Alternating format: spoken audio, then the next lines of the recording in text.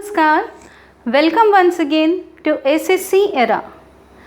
Today I am preparing this video on the request of my esteemed subscribers and viewers.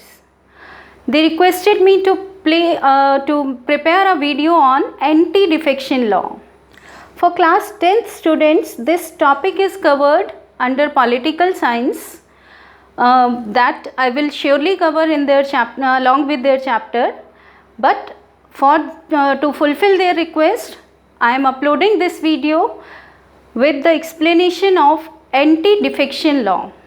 उससे पहले मैं आपको बताना चाहूँगी डिफेक्शन क्या है. डिफेक्शन पॉलिटिकल साइंस की एक इम्पॉर्टेंट टर्म है which is related with the changing of parties, changing of political parties by the elected MLAs and MPs. होता क्या था कि जो हमारे रिप्रेजेंटेटिव्स हैं, पॉलिटिकल पार्टीज़ जैसे अलग अलग पॉलिटिकल पार्टीज़ हैं, इलेक्शन में अपने अपने कैंडिडेट्स को टिकट देती हैं और उस पार्टी के टिकट पे means from that party they become the representative और in case they win the election but the party is unable to secure majority और उनको लग रहा है कि कोई दूसरी पार्टी मेजॉरिटी सीक कर सकती है, सिक्योर कर सकती है अगर 1 या 2 या 4 या 10 सीटें उनको मिल जाएं तो ऐसे केस में वो MPs या MLAs क्या करते थे, अपनी पार्टी को छोड़कर दूसरी पार्टी को ज्वाइन कर लेते थे. जिस पार्टी के टिकट पर वो जीते हैं इलेक्शन उसको छोड़कर वो दूसरी पार्टी को ज्वाइन कर लेते थे जहां उन्हें उम्मीद होती थी कि वो पावर में आ सकते हैं और जो पार्टी चेंज करने वाले जो लीडर्स हैं उनको भी कुछ लालच होता था पैसों का या किसी पोजीशन का, कोई मिनिस्टरशिप उनको मिल सकती थी, कोई डिपार्टमेंट उनको मिल सकता था. इसके चलते जनरली ये गेम होता था जिसे नाम दिया गया डिफेक्शन. डिफेक्शन में एक और चीज़ भी आती है कि जब कोई MP या MLA अपने पार्टी गाइडलाइंस के डायरेक्शंस पे काम ना करते हुए कभी कुछ स्पेशल वोटिंग होनी है तो पार्टी के कॉन्ट्रारी वो वोट अगर करते हैं, पार्टी डायरेक्शंस के कॉन्ट्रारी उनकी विल के अगेंस्ट अगर वो वोट कर देते हैं या जानबूझकर एब्सेंट हो जाते हैं उस वोटिंग के दिन जबकि उनका वोट क्रूशियल माना जाता है, उस केस को भी डिफेक्शन माना गया है. इस प्रैक्टिस को रोकने के लिए जो फ्रीक्वेंटली पार्टी चेंज करने की प्रैक्टिसेस थी जिसके कारण पॉलिटिकल इंस्टेबिलिटी बनी रहती थी, इन सिचुएशंस को आया राम गया राम कह के भी रेफ़र किया गया है पॉलिटिकल सिनेरियो में.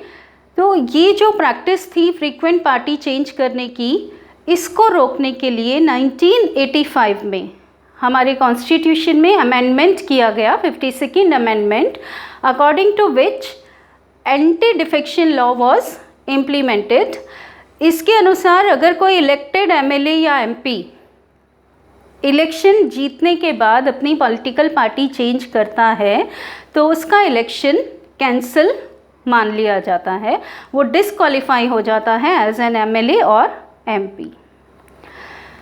लेकिन इस लॉ में भी फर्दर 2003 में एक और बार अमेंडमेंट किया गया 91st अमेंडमेंट के अकॉर्डिंग. अब यहाँ पर कुछ प्रोविजंस ऐसे डाल दिए गए कि जिससे MLA और MPs डिसक्वालीफाई ना हो. उसमें पार्टी स्प्लिट करके एक जो क्लॉज है वो डाली कि अगर 1/3 मेंबर्स किसी एक पार्टी के अलग होते हैं तो उसको पार्टी में स्प्लिट माना जाएगा and if they are merging with any other political party तो their election will not be disqualified, they will not be disqualified as elected MLA और MP. ये recent example हम मध्य प्रदेश में देख चुके हैं. तो इस तरह की जो चीज़ें हैं वो डिफेक्शन कहलाती हैं और उन्हीं को रोकने के लिए लॉ जो पास हुआ था 1985 में और फर्दर उसमें अमेंडमेंट हुआ था 2003 में, वो एंटी डिफेक्शन लॉ कहलाता है.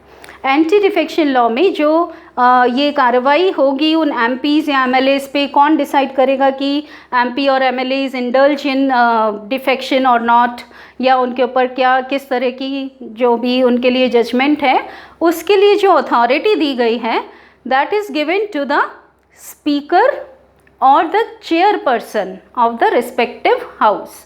जिस हाउस को भी बिलोंग करते हैं वो MP या MLA, उस हाउस के हेड की रिस्पॉन्सिबिलिटी दी गई है। उसमें कोर्ट इंटरफेयर नहीं करता है। Court can not take any action but the authority is given to the speaker और टू द chairperson.